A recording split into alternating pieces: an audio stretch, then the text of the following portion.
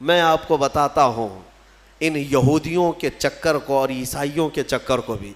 ईसाई बेचारे, उनको खुद को भी नहीं मालूम था कि हमारे नबी कहाँ हैं। बाज़ का अकीदा ये बन गया कि हमारे नबी को सूली पर चढ़ा दिया गया, इसीलिए आज भी वो लोग सलेब डाल करके घूमते रहते।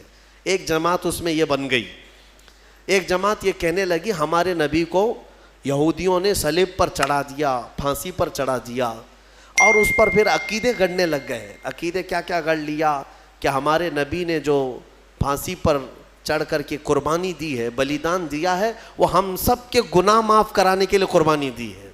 तो अब ये जितने चाहे गुनाह करते रहे, खूब शराब पिए, खूब नाचें, क्योंकि वो सूली पर चढ़ करके सब माफ़ करा दिए। ये एक जमात ने उसमें अकीदा गढ़ लिया और ईसाइयों की एक जमात इसी पर चलती रही। एक जमात फिर भी हक पर रही, जो ईसा अलैहिस्सलाम के चारों शागिर्द थे। उन्होंने कहा ना हमारे नबी को सूली पर चढ़ाया गया है, ना हमारे नबी ने हमारे लिए कुर्बानियाँ दी हैं, यानी कि वो फांसी पर चढ़ करके सबके गुनाह माफ़ कराए, बल्कि उनका अकीदा था कि अल्लाह रब्बुल इज़्ज़त ने ईसा अलैहिस्सलाम को अपने जिलों में रखा है। वो कहाँ है वो अल्लाह बेहतर जाने और ईसा जाने। एक वक्त आएगा जब ईसा की हकीकत लोगों को मालूम होगी।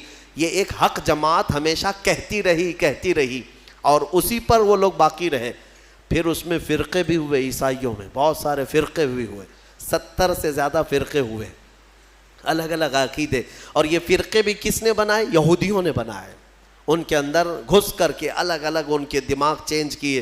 फिर ट्राइनिटी का अकीदा आ गया कुछ ईसाइयों में कि ईसा खुदा के बेटे हैं, मरियम खुदा की बीवी है।